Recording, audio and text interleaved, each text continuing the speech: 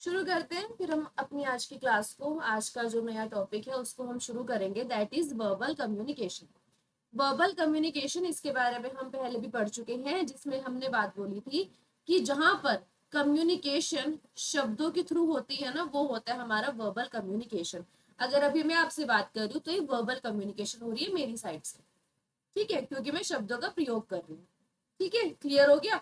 अब शब्द भी आप दो तरीके से दिखा सकते हो, या तो वो शब्द आपने बोल दिए या वो शब्द आपने लिख दिए। ये चीज भी हम पढ़ चुके हैं। ठीक है, नेक्स्ट देखिए।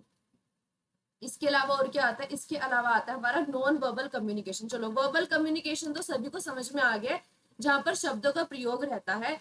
नॉन वर्बल में क्या रहता है? जहां पर वर्ड्स नहीं होते हैं ठीक है, बट लेकिन वर्ड्स के अलावा बाकी सब चीज होती है, जैसे कि जेस्चर्स हो गए, हमारे फेशियल एक्सप्रेशंस हो गए, बॉडी मूवमेंट्स होगी, यहाँ तक कि अगर कोई मैं शब्द बोल रही हूँ तो उस शब्द को बोलते टाइम मेरी टोन कैसी है, मैंने कितना लाउड बोला और मैंने किस तरीके से बोला, ये सब चीजें आती है उसमें। ठीक है, जैसे कि एक वर्ड है अच्छा।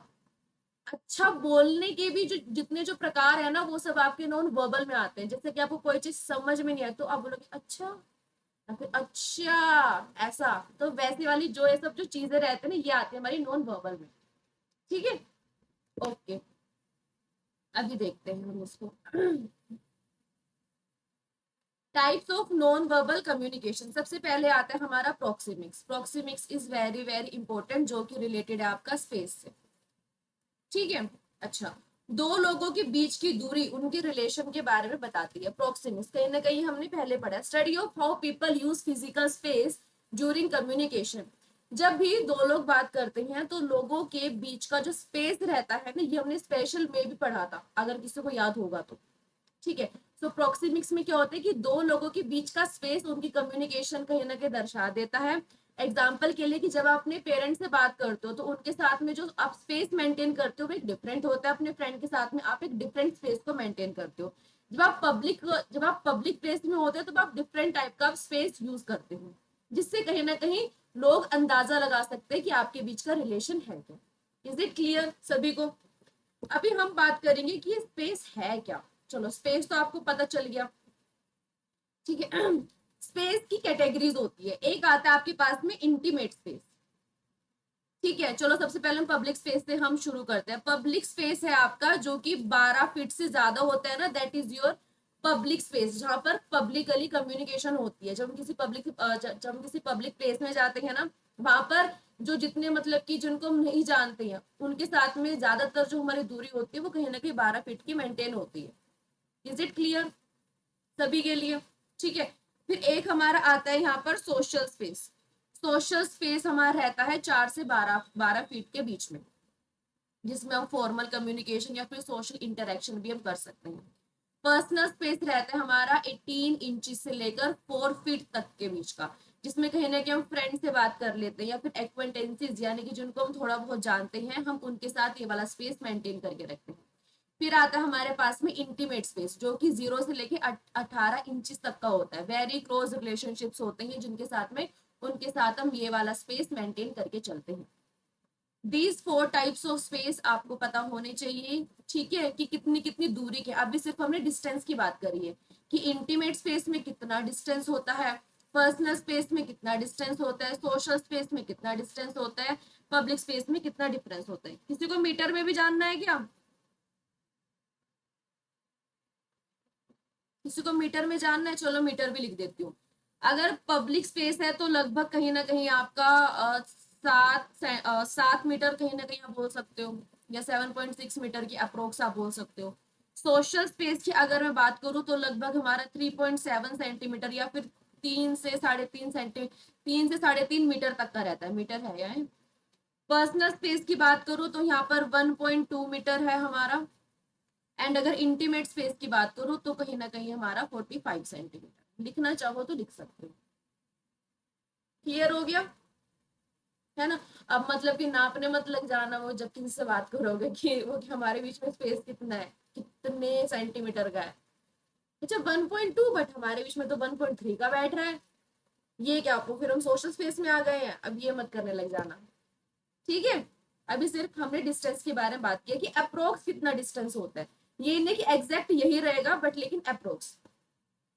एक एक करके देखते हैं। इंटीमेट स्पेस यानी कि अतरंग तो नहीं आना चाहिए, कुछ और होगा ना, क्या होगा?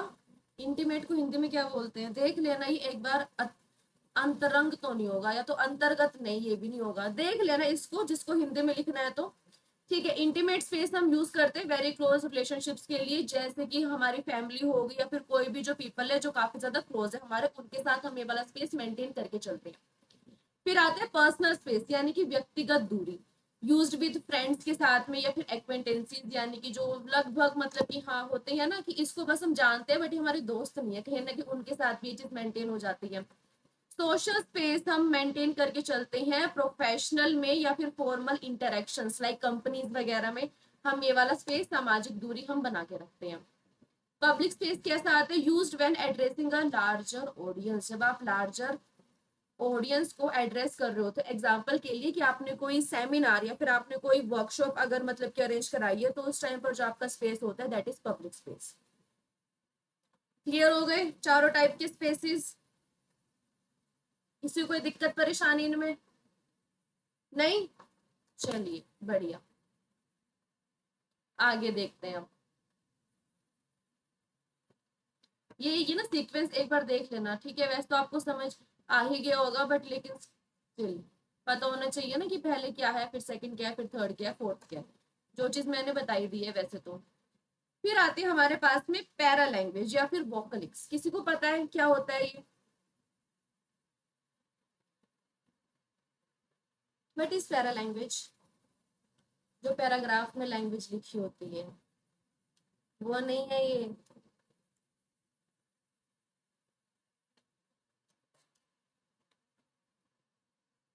नहीं? नहीं? ठीक है। पैरा मैम जो language, pitch and tone use करते हैं हम, वो para pitch language. And tone, हाँ ठीक ठीक, वही सब चीजें हैं इसमें। बिल्कुल सही। पैरा लैंग्वेज का क्या मतलब है कि कैसा बोला, कैसे बोला गया है, कोई भी जो शब्द है किस तरीके से बोला गया है, किस वॉल्यूम में बोला गया है, कितना जोर डाल के, मतलब कितना जोर डाल के किसी चीज को बोला गया है। Paralanguage refers to vocal features that accompany with spoken words, vocal features के लिए है ये। ठीक है, जो भी हम शब्द बोलते हैं, जो भी हमारे वोकल्स होते हैं, इनके फीचर्स के बारे में हम बात करें, जैसे कि पिच, आवाज का उतार चढ़ाव। अच्छा, जब भी हम कोई भी बात करते हैं कि हमारी पिच एकदम सेम रहती है? नहीं ना, कभी बढ़ती है हमारी पिच, कभी कम होती है, ये हो जाता है। टोन, स्वर के बारे में होते हैं ना किस टोन में बोला करते हैं ना हम, ऐसे नहीं नहीं गुस्से में बोला गया था, वो आपकी जो टोन थी वो एकदम गुस्से वाली थी, नहीं गुस्से वाली नहीं थी, ये सब जो होती है, यानी कि स्वर किस तरीके से बोला गया। वॉल्यूम, आवाज की तीव्रता, इससे भी कहीं ना कहीं हम पता लगा लेते हैं कि जो कम्युनिकेशन है वो किस रेफरेंस में जा रही है। रेट, बोलने की गति, स्पीड। पोज यानी कि विराम, बोलते हुए आप कितना विराम दे रहे हो, ऑब्वियसली कि अगर आप किसी से आप जनरल बात करो तो शायद आप पोज देकर बोलोगे, विराम लगा के बोलोगे ना, धीरे धीरे आप बात करोगे। स्ट्रेस यानी कि जोर, इसका क्या मतलब होगा? इसका क्या मतलब होगा स्ट्रेस का? किसी एक शब्द पर हम थोड़ा जोर डाल के बोलते हैं ना, ठीक है? जैसे कि क्या हो सकता है? एग्जाम्पल बताइए कोई।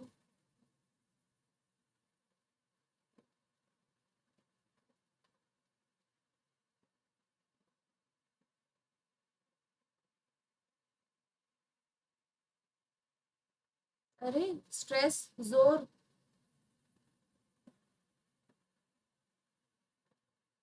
आवाज आ रही है मेरी सभी को? फिर चुप्पी होगी, बताओ ना, किसी शब्द पर जोर डाल के कुछ बोलना, क्या होगा एग्जाम्पल? मैम जैसे एक करते हैं ना, like when you focus on one word, example बताइए, amplification of that particular phonetic, you know. Example बताइए। जैसे हम बोलते हैं ना present present, you know, like एक में पीआरई पे फोकस आप करते हो, एक पे एसईएनटी पे आप करते हो। Okay. That's how you take it present time and a gift present. Okay, और कोई एग्जाम्पल? मैम जैसे आपने अभी बोला, कैसे बोला? अरे बताओ ऐसे। हाँ, क्या बात है, प्रेजेंस ऑफ माइंड। ठीक है, जैसे कि अभी मैंने क्या बोला था, एग्जाम्पल आपने मेरा ही दे दिया, कि जैसे कि मैंने बोला कि आवाज आ रही है आपको मेरी, तो आपने बोला कि हाँ नहीं, तो बताओ ना, क्यों नहीं बता रहे हो। मैंने ऐसे तो बोला, तो बताओ ना, मेरा जो फोकस था वो बताओ ना पर रहा ना ज्यादा। जब मैंने आपसे ये चीज पूछी कि क्या आप सभी को मेरी वॉइस क्लियर है, तो आपने बोला कि हाँ, अरे मैं एकदम नॉर्मल टोन पे मैं बोल रही थी। फिर मैंने बोला क्या, तो बताओ ना, मेरा जो शब्द था ना बताओ, मेरे इस पर फोकस रहा है। ठीक है, जिससे क्या होगा कि आपका जब आप मेरी बात को सुनोगे ना, तो आपका एक शब्द के ऊपर फोकस है कि अच्छा इस शब्द के ऊपर ही फोकस क्यों दिया गया है। ठीक है, ये सब चीजें होती है जब भी हम किसी के साथ में हम बात करते हैं, हम कन्वर्जेशन करते हैं अपनी डेली लाइफ में, फैमिली हो, फ्रेंड हो, कोई भी हो, ये सब चीजें होती हैं। कितनी स्पीड से बोला गया है कोई भी शब्द, किस टोन में बोला गया है। ठीक है, आपकी पिच कैसी थी जब आप उस चीज को बोल रहे थे, कितना आपने जोर डालकर बोला है उस चीज को। ठीक है, ये सब चीजें आती हैं, कितना आपने पॉज के साथ में बोला है किसी बात को, ये सब चीजें आती हैं। एंड डिपेंड करते हैं कि कन्वर्जेशन है किस रेफरेंस में। ऐसा नहीं है कि हर एक रेफरेंस में आपको विराम भी देना है या फिर आपको जोर भी डालना है, नहीं, ऐसा नहीं होता। डिपेंड करते हैं ना कि कम्युनिकेशन हो किस हिसाब से रही है, वो किस रेफरेंस में जा रही है। ठीक है, ये सब चीजें हो जाती हैं। क्लियर एकदम, है ना। ठीक है, the words way remain the same, शब्द हमेशा सेम रहते हैं, बट इनको बोलने का तरीका, टोन, पिच, जब ये सब चीजें जब ज्यादा मिक्स हो जाती है तब पता चलता है कि असली कम्युनिकेशन है क्या। ठीक है, समझ में आ रही है चीज। जैसे कि अगर मुझे एक शब्द बोलना है कि ना कहाँ जा रहे हो, जस्ट अ नॉर्मल वर्ड है, एक जो मैंने ये जो मैं बोल रही हूँ अभी, ठीक है, जो मैंने सेंटेंस बोला कि आप कहाँ जा रहे हो, अब इसको बोलने के भी ना तरीके हो सकते हैं कि अगर मैं चिल्ला के बोलूँगी ना कहाँ जा रहे हो, तो पता चलेगा कि मैं गुस्से में बोल रही हूँ। ठीक है, या अगर मैं जोर डालकर बोलूं, भाई जा कहाँ रहे हो, बताओ तो मुझे एक बार, यहाँ पर मैंने स्ट्रेस डाल के बोली ये चीज, यानी कि मेरी कम्युनिकेशन का रेफरेंस आप समझो कि जा कहाँ रहे हो, भाई बता तो दो मुझे एक बार, ये सब चीजें। ठीक है, या फिर अगर मैं थोड़ा सा जेलस फील कर रही हूँ, कहाँ जा रहे हो, इस ये सब जो तरीके होते हैं, शब्द तो मेरे सेम ही है, शब्द मेरे नहीं बदले हैं, बट जिस तरीके से मैं बोल रही हूँ कहीं ना कहीं उस तरीके पे अगर आप फोकस करोगे तो आप मेरे कम्युनिकेशन का रेफरेंस अच्छे तरीके से समझ पाओगे। That are वोकलिक्स। क्लियर हो गए सभी को, शब्द आपके सेम रहेंगे, है ना। क्लियर, चलिए नेक्स्ट हम बात करते हैं आर्टिफैक्ट्स। आर्टिफैक्ट्स के बारे में क्या है, आर्टिफैक्ट्स आर ऑब्जेक्ट्स और personal items that communicate meaning. ठीक है, आर्टिफैक्ट्स क्या होते हैं, कुछ ऑब्जेक्ट्स रहते हैं या फिर कुछ भी आपके पर्सनल पर्सनल आइटम्स हो सकते हैं, जो कहीं ना कहीं वो भी आपने बोला नहीं है बट कहीं ना कहीं वो भी आपके विचारों को दर्शाते हैं। एग्जाम्पल के लिए क्या हो सकता है,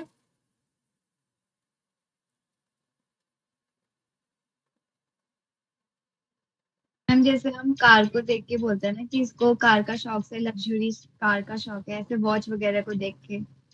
बिल्कुल बिल्कुल। अच्छा, आप किसी घर में जाओ, ठीक है, कोई भी है, आप किसी घर में आप गए हो एंड आपको सारी चीजें जो है ना ब्लू कलर की दिखाई दे, सारी चीजें, मतलब कि जो उन्होंने पेंट कराया हुआ है वॉल पे वो भी, एंड जो फ्लावर्स है कोई एक मतलब कि ऑर्किड्स वगैरह जो होते हैं तो वो सब चीजें लगाई हुई है, जो उनके पास में जो बर्तन भी है कहीं ना कहीं उसमें ब्लू है, किचन में गए हो तब भी ब्लू ही है, आपका सारी चीजें कहीं ना कहीं ब्लू है, तो आपके दिमाग में एक विचार क्या आएगा कि इतना सारा ब्लू, शायद इनको ब्लू कलर पसंद है, होगा ना ऐसा। उस पर्सन ने आपको बताया नहीं कि उनको ब्लू कलर पसंद है, बट कहीं ना कहीं ये आपके दिमाग में होगा, होगा या नहीं होगा, हाँ या ना, कुछ तो बोलो। ठीक है, या अगर आप किसी पर्सन को देखते हो कि ना, मतलब कि कोई कोई पर्सन है जिसके हाथ में मतलब पांचों उंगलियों में ही रिंग है, तो क्या लगेगा देख के, क्या तो रिंग का शौक है, होगा ना ऐसा कि रिंग का शौक है, पर्सन ने आपको खुद से नहीं बताया।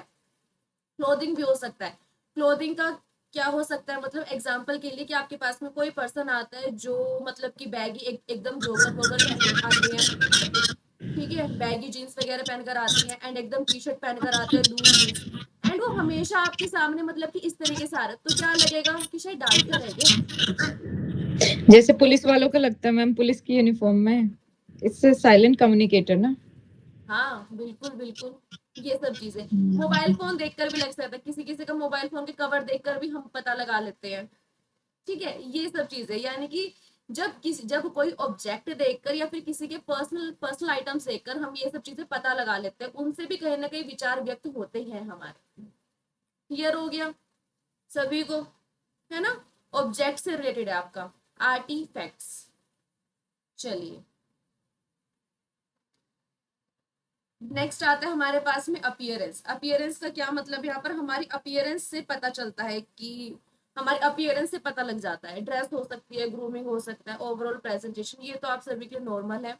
ठीक है, कि अगर आपके सामने मतलब कि कोई भी एक पर्सन है जो मतलब कि व्हाइट शर्ट में एंड ब्लैक पैंट में प्रॉपर ऐसे ब्लेजर एंड फॉर्मल शूज में आते हैं, तो आप पता लगा लोगे ना कि शायद ये पर्सन जो है ये बिजनेसमैन है। होगा ना ऐसा? अपीयरेंस देख के आपने पता लगा लिया, हाँ या ना? किसी की अपीयरेंस देख के आपने पता लगा लिया, दैट इज। ठीक है, नेक्स्ट आता है हमारे पास में काइनेसिक्स। काइनेसिक्स का मतलब क्या होता है? मूवमेंट से रिलेटेड है। मूवमेंट क्या क्या हो सकते हैं? सबसे पहले हो सकते हैं हमारे फेशियल एक्सप्रेशंस। जिस तरीके से मेरे फेशियल एक्सप्रेशंस होंगे, आप उस तरीके से कहीं ना कहीं मेरी बात को समझोगे। होगा ऐसा? फेशियल एक्सप्रेशंस काम करते हैं, मानते हो ये चीज? कम्युनिकेशन में पोस्चर भी काम करता है, बॉडी मूवमेंट भी काम करती है, आई बिहेवियर भी काम करते हैं। आई बिहेवियर किस तरीके से काम करते हैं कि अगर आप मेरे पास में फिजिकली मतलब की हो एंड फिर क्या हो रहा है एंड आप मुझसे बात करो बट मैं आपकी आंखों में नहीं देख रही हूँ, मैं यहाँ वहां देख रही हूँ, तब भी आपको पता लग जाए कि शायद मैं आपकी बातों में इंटरेस्टेड नहीं हूँ। होगा ऐसा? होता है ना ऐसा कि जब हम किसी से बात करते हैं पर लेकिन वो यहाँ वहां देखने लग जाते हैं, वो कभी अपना फोन चलाने लग जाते हैं, तो हमें क्या लगता है कि शायद ये मेरी बात को नहीं सुन रहे। होता है ऐसा आई बिहेवियर। ठीक है, फिर क्या आता है? Head movements. एग्जाम्पल के लिए कि अगर आप मुझे कोई बात समझा रहे हो एंड मैं ऐसे करूँ कि हाँ सही बात है, तब आपको लगेगा कि हाँ मैं आपकी बात सुन रही हूँ, वरना आप क्या बोलोगे? हाँ ना, कुछ तो बोलो, कुछ तो करो, समझ आ रहा है नहीं आ रहा है, कुछ तो करो, बोलोगे ना ऐसे ही। That is kinesics. क्लियर? ये सब चीजें इजी है, मुश्किल तो कुछ नहीं है वैसे। ठीक है, फिर आते हैं हमारे पास में जेस्चर्स। जेस्चर्स आप सभी को पता है, ये हो गया, ये हो गया, ये सभी चीजें आजकल तो पता नहीं अजीब अजीब सी चीजें चल पड़ी हैं। ये सब चीजें कहीं ना कहीं हमारे जेस्चर से रिलेटेड है। ठीक है, बताने की जरूरत तो नहीं है मुझे, हाव भाव, जेस्चर, संकेत। ठीक है, अब आता है हमारे पास में रेगुलेटर्स। रेगुलेटर्स, यहाँ तक किसी कोई प्रॉब्लम है तो बताओ।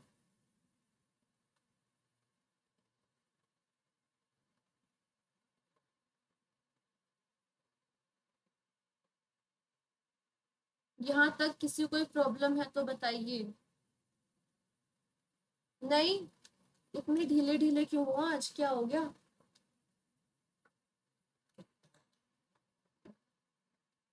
क्या हो गया भाई, इतने ढीले ढीले क्यों हो? मूड अपसेट है क्या सबका एक साथ? वो भी थक गए क्या?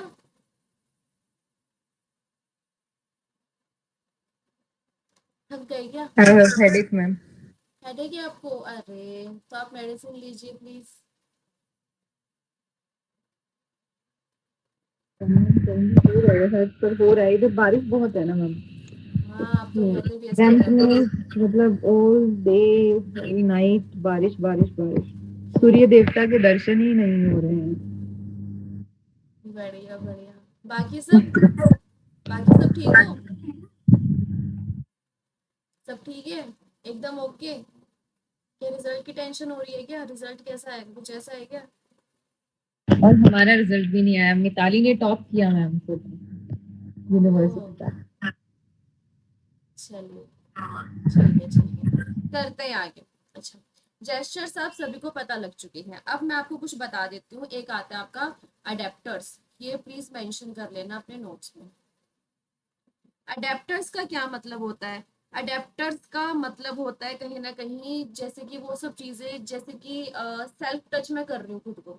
एग्जाम्पल के लिए कि ना जब मैं आपसे बात करूँ तो फिर मैं ऐसे ऐसे कर रही हूँ, तो क्या लगेगा कि मैं थोड़ा सा नर्वस हूँ, मैं थोड़ा टेंशन में हूँ। जब खुद को हम थोड़ा टच करते हैं ना, होता है ना ऐसा कि मैं ऐसे ऐसे कर रही हूँ बात करते करते, फिर मैं ऐसे कर रही हूँ, या फिर अगर मैं खुद को टच करूँ किसी भी तरीके से, मतलब जैसे मैंने ये किया तो क्या लगेगा कि मैं थोड़ी सी नर्वस हूँ, ठीक है। एंड या फिर अगर मेरे हाथ पैर थोड़े से ऐसे मतलब कि कांप रहे हैं एंड फिर मैं ऐसे टच कर रही हूँ बार बार, तो क्या लगेगा कि हाँ भाई मैं नर्वस हूँ, होगा ना ऐसा, ठीक है। ये सब चीजें आपकी अडेप्टर्स में आती है, यानी कि सेल्फ टचिंग। सेल्फ टचिंग, जब आप किसी पर्सन से बात करते हो एंड जब वो खुद को टच करते हैं, किस तरीके से वो खुद को टच कर रहे हैं, उससे भी कहीं ना कहीं एक मैसेज कन्वे होता है, दैट आर अडेप्टर्स। क्लियर हो गया सभी को? ठीक है। अब देखो एम्बलम के ये मतलब कि सॉरी ये जेस्चर्स के अंदर के ही पार्ट है, ठीक है। एक आता है आपके पास में एम्बलम। एम्बलम का क्या मतलब होता है? एम्बलम का मतलब ये होता है कि जिनके जो मीनिंग होते हैं ना वो प्री डिसाइडेड है।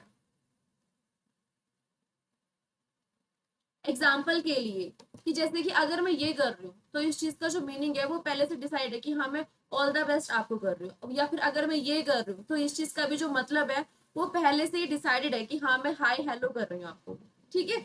तो वो सभी चीजें, वो सभी मतलब कि जेस्चर्स जिनका मतलब पहले से डिसाइड होता है उनको हम एम्बलम बोलते हैं। ये हो गया, ये हो गया आपका, एंड और भी सब सारी जो चीजें रहती है ना जिनके मतलब पहले से आपको डिसाइडेड है, दैट आर एम्बलम्स। क्लियर एकदम? एम्बलम्स क्या होते हैं, ठीक है। एक आता है आपके पास में इल्यूस्ट्रेटर्स। इल्यूस्ट्रेटर्स का क्या मतलब होता है? नो मीनिंग, इनके कुछ मीनिंग नहीं है, ठीक है। एग्जाम्पल के लिए अगर आप किसी से बात करो, अगर मैं आपसे बात करूं एंड आपसे बात करते अगर मैं ये सब चीजें कर रही हूँ ना कि ऐसे ऐसे ऐसे, ये सब जो चीज है तो इनका कुछ मतलब तो नहीं है, बट जब मैं बात कर रही हूँ तो मेरे बात करने में मेरे जो हैंड्स है वो मुझे हेल्प कर रहे हैं, इनका कुछ मीनिंग डिसाइडेड नहीं है। बट जब हम बात करते हैं तो बात करते करते जो हमारे हाथ जो मूव होते रहते हैं, या फिर हम यहाँ देखते हैं कि इधर साइड देखो, ऐसे जो हम करते हैं ना, ये सब जो चीजें रहती है इनका पहले से कुछ मीनिंग डिसाइडेड नहीं है, बट जब हम बात करते हैं तो ये सब जो चीजें रहती है ये कहीं ना कहीं हमें हेल्प करती है, that are illustrators. Adaptors, emblems and इल्यूस्ट्रेटर्स।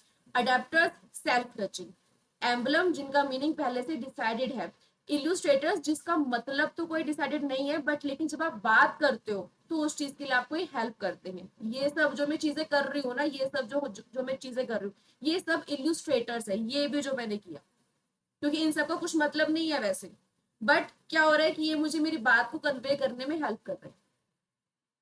इन तीनों में कोई डाउट है तो पूछिए कि ये नहीं समझ में आया है।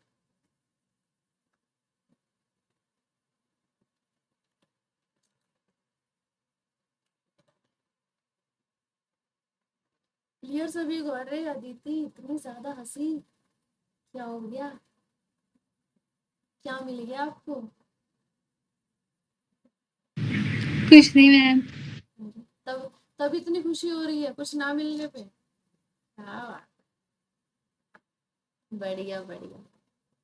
हाँ जी, बाकी सब जिनके कैमरा बंद है भाई कहाँ हो? यहीं हो ना, क्लास में ही हो ना? क्लास में ही हो ना सब जिनके भी कैमरा बंद है? अरे कोई रिप्लाई नहीं आ रहा, थम्स अप ही कर दो, कुछ तो बता दो। चलिए, सबको समझ में आ रहा है बाकी? है ना? कोई दिक्कत परेशानी तो नहीं हो रही है? एक तो ऐसे देखते ना तो मुझे डर लगता है कि जैसे पता नहीं मैंने ऐसे क्या बात बोल दी है, गुनाह कर दिया मैंने पूछ के, कभी कभी ऐसा लगता है मुझे। ठीक है, अब आते हैं हमारे पास में रेगुलेटर्स।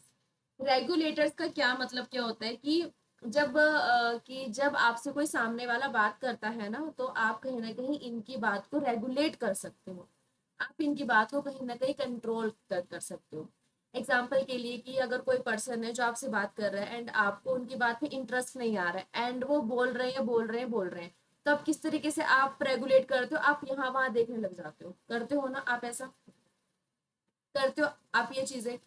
तो आपने क्या किया? आपने रेगुलेट किया, यानी कि आपने उस चीज को कंट्रोल किया। या अगर आपको लग रहा है कि हाँ ये जो पर्सन बात बता रहा है इस चीज में मुझे इंटरेस्ट आ रहा है एंड मैं एंड हम चाहते हैं कि ये वाली बात कंटिन्यू रखे, इस चीज को एंड ना करे, तो हम क्या करते हैं, हम आई कांटेक्ट करते हैं, हम हेड हिलाते रहते हैं अपना बीच बीच में कि हाँ सही सही बोल रहे हो, ऐसे ऐसे।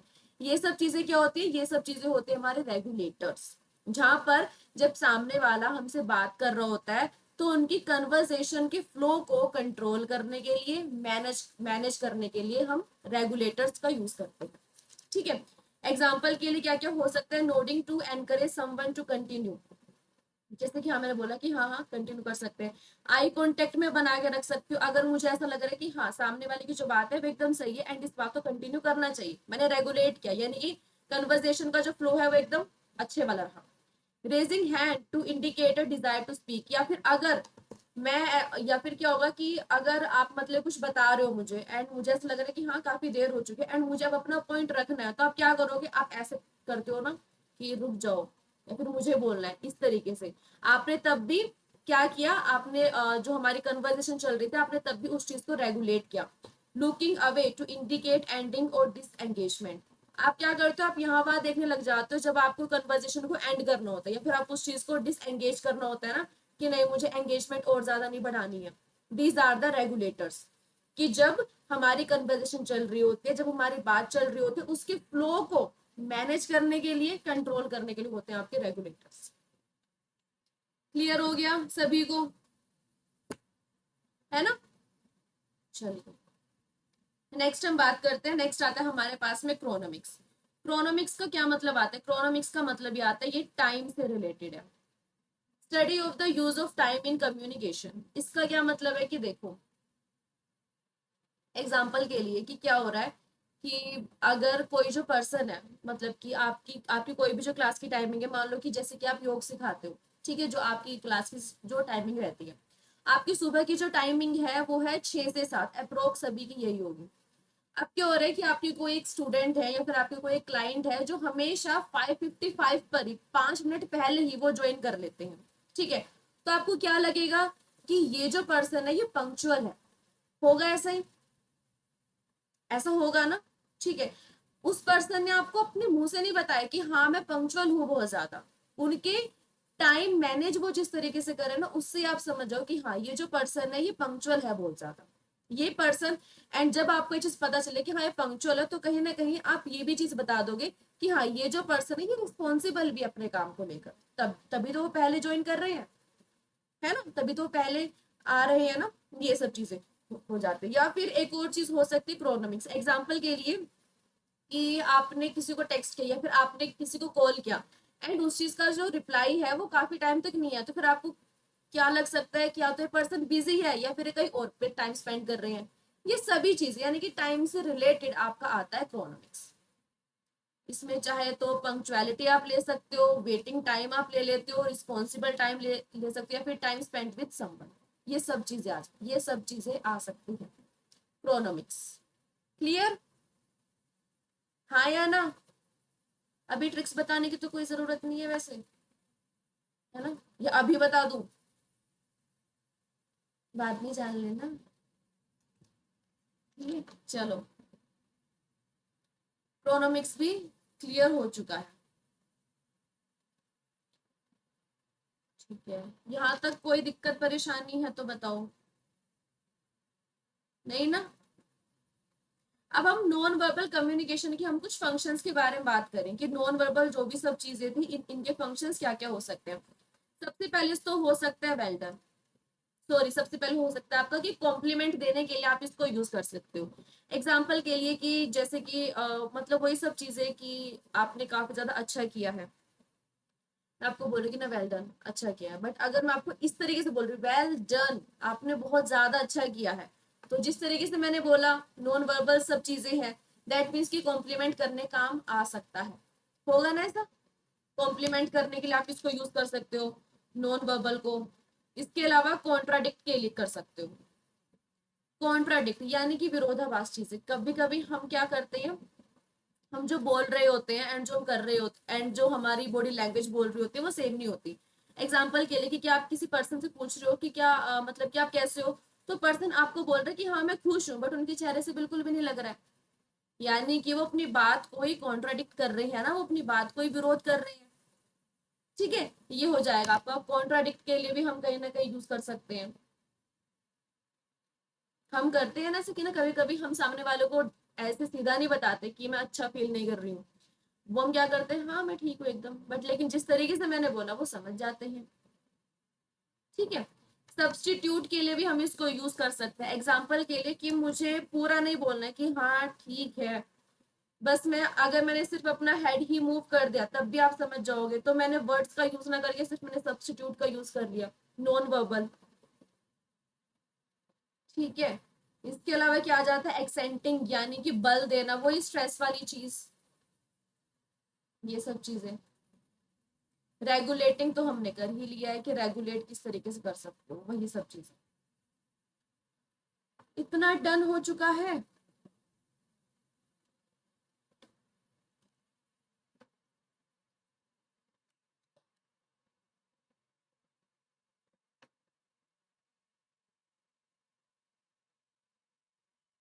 यहाँ तक सभी क्लियर हो गया होगा, है ना, कोई परेशानी नहीं है। ठीक है, सिर्फ काजल आप ही रिप्लाई कर रहे हो, बाकी सब नॉन वर्बली बोल रहे हैं, ऐसे ऐसे कुछ तो करो। मुझे तो और किसी का फेस दिख नहीं रहा है ऐसे। चलो कुछ तो किया। ठीक है ठीक है, ओके ओके ओके ओके, ठीक है। अब हम बात करें ग्रुप कम्युनिकेशन के बारे में। ग्रुप कम्युनिकेशन हम कल पढ़ चुके हैं। ग्रुप कम्युनिकेशन क्या होती है, दो से ज्यादा लोग जब बात करते हैं एंड उनका सेम गोल होता है, ये होती है हमारी ग्रुप कम्युनिकेशन। कल हम इसके बारे में पढ़ चुके हैं। करेक्टरिस्टिक्स आप ये पढ़ सकते हो कि जिसमें दो से ज्यादा पार्टिसिपेंट्स हो सकते हैं, कॉमन ऑब्जेक्टिव होगा, इंटरेक्शन होता है, इन सब के बीच में फीडबैक भी होगा, कोऑपरेशन यानी कि सहयोग भी होगा, शेयर्ड नॉर्म्स, ये सब चीजें भी हो सकती हैं। ओके जी, ठीक है, आ गया ना। अब क्या आता है, अब ना एक पर्सन है जिनका नाम है टकमैन। टकमैन ने ग्रुप डेवलपमेंट थ्योरी दी है, यानी कि टकमैन जो है वो ये बोलते कि कोई भी जो ग्रुप है वो एकदम से नहीं बन जाता, हर कोई ग्रुप को डेवलप होने में टाइम लगता है। एंड इन्होंने एक थ्योरी दी है जिन्होंने कुछ स्टेजेस बताए हैं कि कोई भी जो ग्रुप है वो किस तरीके से डेवलप होता है। अगर मैं इसको याद करने की ट्रिक आपको अभी बता दूं तो क्या होता है, अच्छा आपसे अपनी ट्रक देखा होगा, है ना, तो ट्रक में कोई एक बंदा तो नहीं जाएगा, तो ट्रक में पूरे के पूरे ग्रुप जाता है ना भर के, तो आप इसको वैसे याद कर सकते हो कि ग्रुप की जो थ्योरी है वो टकमैन ने दी है, क्योंकि ट्रक में पूरा पूरा ग्रुप जा रहा है भर के। ठीक है, इस तरीके से भी आप इसको याद कर सकते हो, टकमैन्स की ग्रुप डेवलपमेंट थ्योरी। 5 स्टेजेस बताए हैं इन्होंने, जिसमें हम सबसे पहला अगर हम बात करें, सबसे पहला आता है आपके पास में फॉर्मिंग। जब हमारा ग्रुप बनता है, group is newly formed, members एक दूसरे से इंट्रोड्यूस करते हैं, roles and objectives are unclear initially, and starting में जो ऑब्जेक्टिव्स रहते हैं वो उतने ज्यादा क्लियर नहीं होते हैं, members are generally polite and cautious.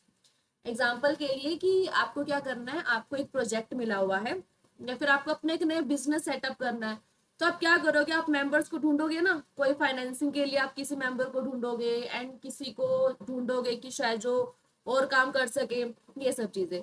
तो फर्स्ट वाले उसमें क्या रहेगा, फर्स्ट वाले उसमें ग्रुप को आप बनाना चाह रहे हो, ग्रुप को बस आप एक फॉर्म करना चाह रहे हो, आप उसका गठन करना चाह रहे हो, जिसमें क्या होगा, मान लो कि अगर आपका 5 लोगों का ग्रुप है तो 5 लोग बस उस दिन क्या होंगे, एक दूसरे से इंट्रोड्यूस करेंगे कि अच्छा कि आपका नाम क्या है एंड आप कहाँ से हो, ये सब चीजें। रोल्स एंड ऑब्जेक्टिव्स, कौन क्या काम करेगा, किसका क्या रोल रहेगा, वो उतना ज्यादा क्लियर नहीं रहेगा अभी के लिए। क्यों नहीं रहेगा, क्योंकि अभी शुरुआत है ना, बस अभी तो अभी इंट्रोड्यूस ही करोगे। एंड ऑब्जेक्टिव जो रहेगा, ऑब्जेक्टिव उतना ज्यादा क्लियर नहीं रहेगा। एग्जाम्पल के लिए कि हमें कोई कंपनी सेटअप करनी है, बट सिर्फ कंपनी सेटअप करना ऑब्जेक्टिव नहीं हो सकता ना, अब उस कंपनी से हमें कितना ज्यादा प्रॉफिट चाहिए, क्या सब चीजें चाहिए, ये सब चीजें, यानी कि ऑब्जेक्टिव उतने ज्यादा क्लियर नहीं होते हैं। ठीक है, रोल्स भी उतने ज्यादा क्लियर नहीं होते, ये बात नहीं कि किसी को अपना रोल पता नहीं होता है। एग्जाम्पल के लिए कि अगर मैंने आप में से किसी को मैंने हायर किया है, तो कहीं ना कहीं आपको पता तो रहेगा ना कि शायद हमें इस चीज के लिए बुलाया गया है, बट उतना ज्यादा क्लियर नहीं रहेगा। एंड शुरुआत में तो हर कोई पोलाइट ही होता है ना, सब लोग अच्छे से ही बात करते हैं। ठीक है, ये हो गया हमारा फॉर्मिंग, जिसमें क्या होता है कि ग्रुप अभी नया नया बना है, मेंबर ग्रुप के जो मेंबर रहेंगे वो एक दूसरे से बस इंट्रोड्यूस करेंगे, एंड इनके जो रोल्स रहते हैं वो उतने ज्यादा भी क्लियर नहीं रहते हैं, ऑब्जेक्टिव्स भी उतने ज्यादा क्लियर नहीं रहते हैं, एंड स्टार्टिंग में जितने भी जो मेंबर्स रहते हैं वो सारे के सारे पोलाइट रहते हैं।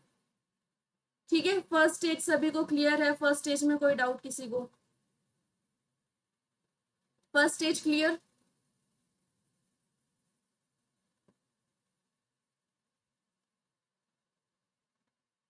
अगर ऐसे से लेट लेट करोगे ना तो मैं पूछने लग जाऊंगी ना, चलो बताओ मैंने क्या बताया। ठीक है, ठीक है, फिर क्या आता है? फिर आता है आपके पास में स्टॉर्मिंग। स्टॉर्मिंग का क्या मतलब होता है? संघर्ष। संघर्ष में क्या क्या रहेगा? ठीक है, डिफरेंसेस आने शुरू हो जाएंगे, मेंबर्स एक दूसरे के साथ में डिसएग्री करेंगे, कॉन्फ्लिक्ट होने लग जाएंगे रोल्स को लेके। सबसे पहले आपने इंट्रोड्यूस कर लिया, बट इंट्रोड्यूस करने के बाद में जब थोड़ी डिस्कशन शुरू करोगे ना तो हो सकता है कि शायद आप किसी और बैकग्राउंड से आए हो, एंड जिस कंपनी के साथ अब आपको काम करना पड़ रहा है वो एकदम डिफरेंट है, तो कॉन्फ्लिक्ट होना तो जायज है, थोड़ी सी बहस हो सकती है आपके साथ में। ठीक है, मेंबर्स जो है वो मोस्टली डिसएग्री भी कर सकते हैं, डिफरेंसेस तो होंगे ही। डिफरेंसेस जैसे कि मैंने बताया कि क्या पता आप किस जगह से आ रहे हो एंड आपको किस जगह पर काम करना पड़ रहा है, यानी कि हर एक के बीच में भेद तो है। ठीक है, सबसे पहले ये सब चीजें आएंगी। मेंबर्स जो है वो एक दूसरे से डिसएग्री भी करेंगे। मान लो कि अगर आपका 10-12 लोगों का ग्रुप है, ठीक है, एंड आप किसी को नहीं जानते हो, आप सब नए हो, आप प्रोफेशनली जुड़े हो, तो हाँ मेंबर्स डिसएग्री कर सकते हैं एक दूसरे के पॉइंट से कि नहीं मुझे वाला पॉइंट सही नहीं लगता। ठीक है, एग्जाम्पल के लिए कि कोई ये बोल रहा है कि भी हम अपना जो काम है वो हम शुरू करेंगे दिवाली के टाइम पर, अब उसमें से कोई एक मेंबर है वो ये बोले कि नहीं दिवाली के टाइम पर तो मुझे घर पे जाना है तो मैं तो काम नहीं करूंगा। ये सब चीजें। फिर उसमें कोई एक मेंबर है जो जो ये बोला कि ठीक है दिवाली में हम दिन में काम कर लेंगे, रात वो हम रात को मनाएंगे दिवाली, तो फिर रात को छुट्टी रखते हैं। फिर उसमें से कोई एक मेंबर होगा जो एक बोलेगा भाई मिठाई तो हम दिन में ही तो बांटेंगे ना और लेके भी आएंगे। ये सब चीजें हो गई आपकी, यानी कि मेंबर्स एक दूसरे के साथ में डिसएग्री करेंगे, कॉन्फ्लिक्ट बहस होगी एक दूसरे के साथ में रोल्स को लेके। एग्जाम्पल के लिए कि आपको कोई एक ऐसा रोल दे दिया गया है जो शायद आपने कभी नहीं किया है या शायद वो उतना ज्यादा नहीं कर रहा है। जस्ट फॉर एन एग्जाम्पल कि जैसे कि आपने अभी आप मास्टर्स के लेवल के हो एंड आपको जो रोल दिया गया है कि आपको बोला है कि आपको नर्सरी क्लास के बच्चों को पढ़ाना है, तो कॉन्फ्लिक्ट करोगे ना? हाँ या ना? तो आप बोलोगे ना कि नहीं मैं अपने रोल से खुश नहीं हूँ बिल्कुल भी, एटलीस्ट मुझे ग्रेजुएशन वाले बच्चे दो पढ़ाने के लिए, या फिर मुझे 12th के बच्चे दो पढ़ाने के लिए, सीधा आप नर्सरी पे जा रहे हो, तो अपने रोल्स को लेके भी कॉन्फ्लिक्ट करोगे ना? लीडरशिप में भी हो सकता है। लीडरशिप में क्या हो सकता है कि एग्जाम्पल के लिए कि आपको ये लगता है कि कोई जो पर्सन है वो उतना ज्यादा कैपेबल नहीं है उस चीज के लिए, स्टिल उसको लीडर बनाया जा रहा है, तो यहाँ पर भी कहीं ना कहीं मेंबर्स डिसएग्री कर सकते हैं, कॉन्फ्लिक्ट हो सकते हैं। विचार, आइडियाज, आपका जो विचार है शायद हो सकता है वो किसी और को पसंद ना आए, किसी और का विचार शायद आपको पसंद ना आए। ये सभी चीजें होती है हमारी स्टॉर्मिंग। स्टॉर्मिंग क्या हमारा संघर्ष वाला फेज है। ठीक है, संघर्ष में क्या क्या होगा? संघर्ष में लड़ाई होगी, संघर्ष में डिसएग्री करेंगे, इसका संघर्ष में किसी भी चीज से खुश नहीं होंगे। इस स्टेज में डिसएग्रीमेंट और कॉन्फ्लिक्ट दिखाई देने लगते हैं। दोनों स्टेजेस क्लियर सभी को, है ना? चलिए, अच्छा ये जो हमारा ग्रुप डेवलपमेंट है, ये हमारा ग्रुप डेवलपमेंट मतलब कि अ, उनके लिए है जो प्रोफेशनली जुड़े हुए हैं ना, मतलब कि जो साथ मिलके काम करना चाहते हैं, वैसे वाला चीज है। ठीक है, नेक्स्ट आता है हमारे पास में आता है नोमिंग। नोमिंग में क्या होता है? नोमिंग में आता है आपका मानकीकरण चरण, जिसमें क्या होता है कि चीजें जो है ना यहाँ पर अब थोड़ी सी सेटल होने लग जाती है। ठीक है, जब इतना बड़ा संघर्ष होगा तो सारे, जब आपने बहस भी कर ली, कॉन्फ्लिक्ट भी कर लिया, थोड़े से अब आप शांत हो जाओगे ना, बोलोगे ना कि लड़ाई मत करो यार, डिसएग्रीमेंट इतना भी ज्यादा मत करो, एक काम करते हैं साथ में बैठते हैं मिलते हैं, इसके बाद में फिर हम डिसाइड करते हैं कि करना क्या है। तो नोमिंग में आप क्या क्या सब चीजें कर सकते हो? नोमिंग में आप ये करोगे, सबसे पहले तो आपकी जो डिस्कशन रहेगी वो सेटल्ड रहेगी बहुत ज्यादा। Group develops common rules and norms, सबके लिए कॉमन रूल्स बनाए जाएंगे। एग्जाम्पल के लिए कि अगर कोई 4 लोग जो है वो ये बोल रहे हैं कि दिवाली पे काम नहीं करना एंड 5 लोग बोल रहे हैं कि दिवाली पे काम करना है, तो आप क्या करोगे, आप सभी के लिए कॉमन रूल्स आप सेटअप कर दो कि भाई ठीक है, एक एक काम करते हैं कि अगर दिवाली का नहीं हो पा रहा तो दिवाली से पहले पहले कर लेंगे काम। सभी के लिए आपने कॉमन रूल्स बना दिए, ठीक है, जो सभी को फॉलो करने पड़ेंगे। रिलेशनशिप्स इंप्रूव करना चाहोगे, हम चाहेंगे ना कि हम साथ में काम करें तो अच्छे से हम काम करें, थोड़ा सा मैं सहयोग करूंगी आपके साथ में, थोड़ा सा आपको मेरे साथ में सहयोग करना पड़ेगा। रिलेशनशिप्स को हम कहीं ना कहीं इंप्रूव करेंगे, ठीक है। ग्रुप डेवलप भी हो गया हमारा, कॉमन रूल्स बना दिए हमने इस चीज में। रिलेशनशिप्स को हम इंप्रूव करेंगे, फिर आता है कोऑपरेशन इंक्रीज, सहयोग बढ़ाओगे ना, सहयोग करना है, ठीक है। अब कोई एक पर्सन नाराज होगी कि नहीं मैं अपने विचार अब रखूंगा ही नहीं, तो हम क्या बोलेंगे, नहीं आप अपने विचार रखिए, हम उस चीज को डिस्कस करेंगे, फिर देखते हैं कि क्या कंक्लूजन निकलता है। यानी कि हर किसी को सहयोग तो करना पड़ेगा। रोल्स बिकम क्लियरर, यहाँ पर रोल्स ज्यादा से ज्यादा क्लियर होने लग जाएंगे, क्योंकि आराम से बैठ के बात की ना। मेंबर्स कॉमन नॉर्म्स और रूल्स डेवलप करते हैं तथा कोऑपरेशन बढ़ाते हैं। क्लियर हो गए तीनों स्टेज। फर्स्ट स्टेज में देखा जाए तो इंट्रोड्यूस कर रहे हो, सेकंड स्टेज में देखा जाए तो कॉन्फ्लिक्ट हो रहा है, थर्ड स्टेज में देखा जाए तो कहीं ना कहीं चीजें सेटल्ड डाउन हो रही है ना, यही तो हुआ है हमारा मेनली। ओके, तीन चीजें हो चुकी है हमारी। फोर्थ में क्या आता है, परफॉर्मिंग। जब सभी के रूल्स एकदम डिसाइड हो चुके हैं तो अब क्या करेंगे, अब सबके सब परफॉर्म करेंगे, अब सबके सब अपना अपना काम करेंगे। ग्रुप्स बिकम प्रोडक्टिव, प्रोडक्टिव बनाने ग्रुप्स को, यानी कि सब अपना अपना काम करेंगे। मेंबर्स अपने काम को अच्छे से करेंगे एंड जो उनका एक कॉमन गोल है उसको अचीव करने के लिए काम करेंगे, ठीक है। इसके अलावा क्या आएगा, high level of cooperation and problem solving, सब एक दूसरे के साथ में सहयोग भी करेंगे एंड अपनी प्रॉब्लम्स को भी सॉल्व करेंगे। ग्रुप अपने गोल्स को इफेक्टिवली अचीव करने के लिए एफिशिएंटली काम करता है, यानी कि यहाँ पर बात होगी हमारी प्रोडक्टिविटी के बारे में।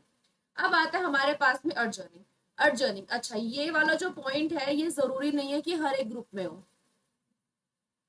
ठीक है, बट हाँ कुछ ग्रुप्स में हो सकते हैं। एग्जाम्पल के लिए कि ना किसी की कोई ग्रुप बना ही 6 महीने के लिए, कि उनको बस उसी काम के लिए बनाया है, तो अगर जैसे उनका काम पूरा हो जाएगा ये वाला ग्रुप बंद हो जाएगा, दैट इज अर्जेंट। बट किसी ग्रुप को लगता है कि हाँ अभी हमें कंटिन्यू करना है तो वो कंटिन्यू भी कर सकते हैं, ठीक है। ओके जी, क्लियर। एक बार ये पांचों पॉइंट्स पढ़ लो आराम से, ये दिया हुआ है इसका।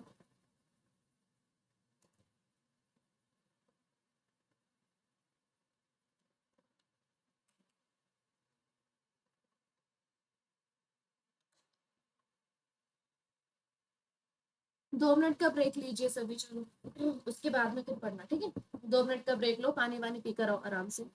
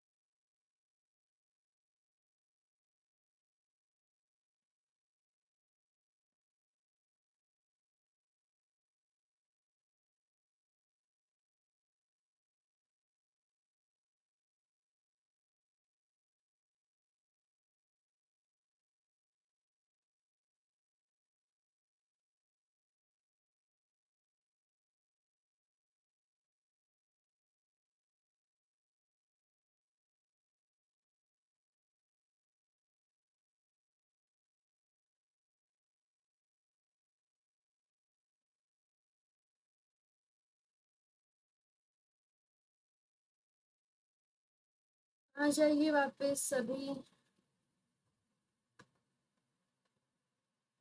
एंड अब जिनकी कैमरा बंद है प्लीज वो भी खोल लो तो कैमरा पे। क्या बात है शबनम जी, कैसे हैं आप? Yes ma'am. कैसे हैं आप? मैं बढ़िया मैम, आप कैसे हैं? बताइए। बढ़िया बढ़िया। चलिए आप आए, बाहर आए। Thank you so much ma'am. चलिए कर सकते हैं, शुरू करें आगे, है ना? ओके हो सभी? टेंशन वेंशन तो नहीं हो रही है कुछ? फेस पे स्माइल लेकर आओ, कितनी अच्छी अच्छी स्माइल है आप सभी की, इतनी प्यारी प्यारी स्माइल है। पता नहीं क्यों सीरियस हो जाते हो इतना ज्यादा। क्या इतना टेक्निकल है क्या कम्युनिकेशन? नहीं, इतना तो मुझे टेक्निकल तो नहीं है मैम, लेकिन टेक्निकल बोलने के बजाय ये तो होना चाहिए, मतलब पहले से आना चाहिए था हमें, ऐसे फील हो रहा है अब। पहले से आना चाहिए था। कोई कोई बात नहीं, देर हो गई ना मतलब तो। बिना पढ़े भी आना चाहिए था, ऐसा है बिना ये पढ़े सब्जेक्ट, भी यू नो। आना चाहिए था, क्या बात। यस कोई बात यस नहीं, यस। बिना पढ़े नहीं आया तो पढ़ के आ जाएगा, है ना? यही तो होगा। तो बोले कि पेपर वन तो हमारा पूरा का पूरा एप्टीट्यूड बेस्ड ही है वैसे। यस डिपेंड करता है किस चीज का एप्टीट्यूड लेकर आना है, या अगर आपके अंदर पहले से है तो उस चीज को थोड़ा सा कहीं ना कहीं हमें और ज्यादा ग्रो करना है ना? जी। अब जितने भी यहाँ पर योग सिखाते हैं तो टीचिंग एप्टीट्यूड तो है ही, है ना कहीं यस बट मैम। उसको कहीं ना कहीं फिर इम्प्रूव करना है, किसी भी चीज से कैसे भी ले सकते हो, है ना? ये सब चीजें हैं, हम भी सीख ही रहे हैं। मैं तो बोलती हूँ कि कुछ चीजें मैं आपसे सीख लूँ, कुछ चीजें आप मुझे बता दिया करो। यही तो है बस टीचिंग। चलिए करें आगे। ठीक है, अब हम बात करें ग्रुप सोशलाइजेशन के बारे में। ग्रुप सोशलाइजेशन का क्या मतलब है? ग्रुप सोशलाइजेशन का मतलब है कि जब ग्रुप के मेंबर्स आपस में एक दूसरे के साथ में इंटरेक्ट करते हैं, एक दूसरे के बारे में समझते हैं एंड एक दूसरे की वैल्यूज की रिस्पेक्ट करते हैं, ये है हमारा ग्रुप सोशलाइजेशन। अगर ये सभी चीजें होंगी तभी हमारा ग्रुप अच्छे तरीके से काम करेगा। ठीक है, क्लियर हो गया? ये इंटरेक्शन बेस्ड है पूरा का पूरा। इसके अलावा देखते हैं अब इसका मेन पर्पस क्या होता है। ठीक है, ये सब चीजें हैं जो मैंने आपको बता दी है। सहयोग बढ़ेगा, एक दूसरे के रोल्स को समझेंगे, ये सभी चीजें। अब हम बात करें कि ग्रुप्स कितने प्रकार के होते हैं। एक तो है आपका फॉर्मल ग्रुप। फॉर्मल ग्रुप क्या होता है कि जैसे कि किसी ऑर्गेनाइजेशन का कोई भी ग्रुप हो गया, कोई डिपार्टमेंट का ग्रुप होगा, ये सभी चीजें हमारी फॉर्मल ग्रुप है, जहाँ पर रूल्स होते हैं, एक हायरार्की होती है, इन सब चीजों को हमें फॉलो करते हुए चलना पड़ता है। That are formal groups. ठीक है, एंड इनफॉर्मल ग्रुप का मतलब क्या हो गया? हम सबका एक फैमिली ग्रुप होगा जहां पर गुड मॉर्निंग का मैसेज आता है सुबह के टाइम, सुप्रभात वाला, है ना? जो हमारे फैमिली ग्रुप्स होते हैं, फ्रेंड्स ग्रुप होते हैं, ये सभी चीजें हमारी इनफॉर्मल ग्रुप होती है। क्लियर हो गया? हम सब एक दोस्तों का एक ग्रुप है, ये सब हो गया हमारा informal group. Organised group, a group with defined structure, roles and objectives. एक ऐसा ग्रुप जो बनाए इसलिए गया है कि सबके रोल्स एकदम डिसाइडेड है, जिस ग्रुप में स्ट्रक्चर्स है, रोल्स है और ऑब्जेक्टिव्स है, ये सभी चीजें होती है आपके ऑर्गेनाइज्ड ग्रुप में। आप बोलो कि फॉर्मल और ऑर्गेनाइज्ड में मतलब कि डिफरेंस क्या है? ऑर्गेनाइज्ड जो है कहीं ना कहीं वो फॉर्मल का ही पार्ट है। एग्जाम्पल के लिए कि हम किसी यूनिवर्सिटी से हम जुड़े हुए हैं, जहां पर हम एज अ प्रोफेसर हम लगे हुए हैं। देखा जाए तो फॉर्मली हम पूरी यूनिवर्सिटी का ही हम पूरा का पूरा एक हमारा ग्रुप हुआ ना। ठीक है, बट ऑर्गेनाइज्ड ग्रुप में क्या रहेगा? ऑर्गेनाइज्ड ग्रुप में जो फॉर्मल ग्रुप के अंदर भी जो एक छोटा सा जो ग्रुप रहता है ना, जहां पर सबके रोल्स एकदम फिक्स रहते हैं, जहां पर सबके ऑब्जेक्टिव्स एकदम फिक्स रहते हैं, वो है हमारा ऑर्गेनाइज्ड ग्रुप। क्लियर हो गया सभी को? जहां पर सारी चीजें डिसाइडेड रहती है कि कब कैसे क्या सब चीजें करनी है, दैट आर ऑर्गेनाइज्ड ग्रुप। ठीक है, अनऑर्गेनाइज्ड का क्या मतलब है? जहां पर कुछ भी डिसाइडेड नहीं रहता है। ठीक है, a collection of people without a clearly defined structure और ऑर्गेनाइजेशन, जिसमें कुछ भी चीजें क्लियर नहीं होती है। ये नहीं है कि कभी तुम्हें यही करना है, ये सब चीजें हो जाए, किसी स्पेसिफिक ऑब्जेक्टिव से नहीं बना है। जैसे कि इंस्टाग्राम पर हमने कोई भी ग्रुप हमने ज्वाइन कर लिया, ठीक है, ये सब चीजें शायद आप बाकी मेंबर्स को आप जानते भी नहीं हो, ये सब चीजें हो जाती हैं आपकी। इसका कोई क्लियर ऑब्जेक्टिव नहीं है, कोई स्ट्रक्चर नहीं है, that are unorganised group. Clear? फिर आता है हमारे पास में टेम्पररी ग्रुप। टेम्पररी ग्रुप हो सकते हैं आपके कि जो शॉर्ट टाइम के लिए ग्रुप बना हुआ है। ठीक है, ये सब हम चीजें करते हैं। एग्जाम्पल के लिए क्या हो गया कि हमने ट्रेन में हमने सफर किया एंड ट्रेन में हमें 3-4 लोग मिल गए हमारे टाइप के, एंड जब तक वो हमारा ट्रिप रहा है 4-5 दिन का तब तक हमारे अच्छे वाला ग्रुप रहा है, बट देन फिर वो ग्रुप का पता ही नहीं रहा हमें। दैट आर टेम्पररी ग्रुप, जो कि शॉर्ट टाइम के लिए होते हैं, लिमिटेड पीरियड के लिए होते हैं। ये हमारे सबके साथ में हुआ होगा कि जब भी हम किसी ट्रिप पर जाते हैं या तो हमारे साथ में उतने मेंबर्स नहीं है तो हम क्या करते हैं, हम दूसरों के साथ में फिर हम बात करने लग जाते हैं एंड फिर पूरा ट्रिप कहीं ना कहीं हम इंजॉय करते हैं उनके साथ में, एंड जैसे फिर ट्रिप खत्म होता है बस ग्रुप भी खत्म हो गया हमारा। That are temporary group. Permanent group जो कि लंबे समय तक रहते हैं, ये तो मुझे बताने की जरूरत नहीं, ठीक है। एंड फॉर्मल और इनफॉर्मल दोनों हो सकते हैं। एग्जाम्पल के लिए कि इनफॉर्मल तो हो ही सकता है, मानते हो ये चीज, इनफॉर्मल तो हो ही सकता है, ठीक है। कि मान लो कि हमारे जो स्कूल के जो फ्रेंड्स थे हमारा ग्रुप अब तक बना हुआ है, कितना टाइम हो गया हमारा तब भी हमारा ग्रुप बना हुआ है। एंड फॉर्मल कैसे हो सकता है कि एग्जाम्पल के लिए कि आपने किसी कंपनी को ज्वाइन किया है एंड उस कंपनी में काम करते करते आपको 5-6-10 साल हो चुके हैं, वो भी आपका परमानेंट ग्रुप ही हुआ है। क्यों हुआ है वो परमानेंट ग्रुप, क्योंकि वहां पर आप काफी लंबे समय से हो ना, इसलिए परमानेंट ग्रुप। जैसे कि मैंने आपको बताया कि परमानेंट का मतलब ये नहीं रहता कि ना मरते दम तक साथ रहना, परमानेंट का मतलब क्या होता है कि लंबे समय तक साथ रहना, एंड वो लंबा समय कुछ साल ही हो सकते हैं। That are permanent group. Clear है ना? चलिए, ओपन ग्रुप। ओपन ग्रुप क्या होते हैं कि anyone can join and exit any time. ऐसा ग्रुप जिसमें कोई मेंबर मतलब कि आ भी सकता है एंड कोई मेंबर चला भी जा सकता है। एग्जाम्पल के लिए कि हम इंस्टाग्राम पे हम क्या करते हैं, हम किसी भी पेज का हम मेंबर बन जाते हैं, फिर हम कुछ टाइम के बाद हम हटा भी देते हैं खुद को। ओपन ग्रुप हमारी मर्जी, हम कभी भी ज्वाइन कर सकते हैं एंड हम कभी भी हम लीव भी कर सकते हैं, ठीक है, कोई भी आ सकता है इसमें।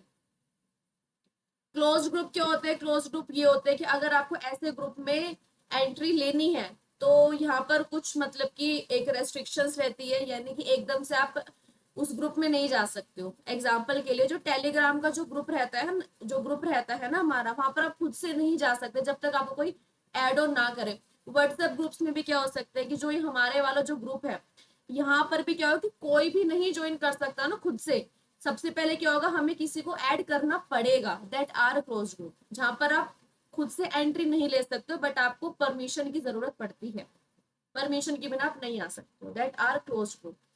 क्लियर सभी को? एक्सीडेंटल ग्रुप की कभी सोचा नहीं था ये ग्रुप बन जाएगा, बट लेकिन बन गया। बस का ग्रुप हो सकता है, ट्रेन में कहीं पर जा रहे हो वो वाला ग्रुप हो सकता है, ये सब चीजें। People come together because of an accidental और सिचुएशनल सर्कमस्टांसेस। किसी आकस्मिक परिस्थिति के कारण लोगों का एक साथ आ जाना। That are accidental group. Clear हो गया इतना सभी को? और भी देखो कितने सारे ग्रुप्स हैं, पता होना चाहिए। हमें सिर्फ एक ही ग्रुप का पता था, बट अभी ग्रुप देखो, ग्रुप का पर्पस क्या हो सकता है, किसी टास्क को कंप्लीट करने के लिए कोई ग्रुप बना है।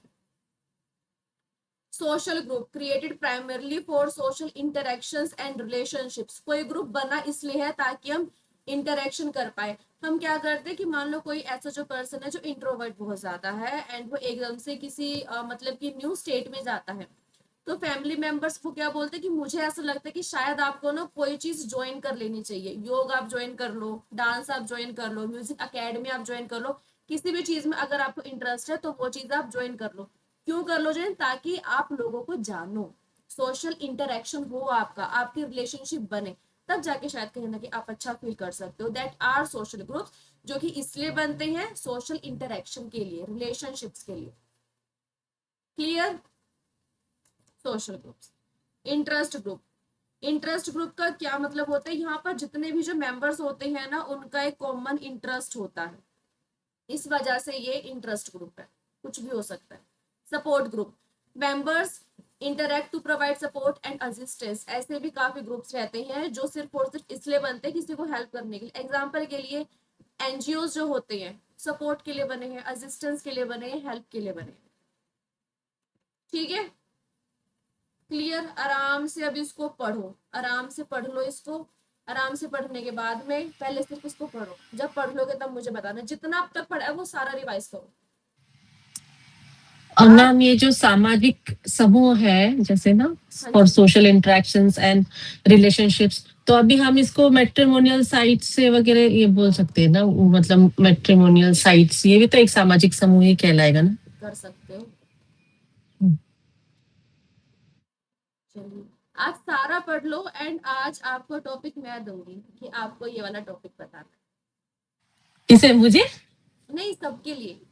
Okay okay. अकेले आप क्यों फंसोगे? Thank you. चलिए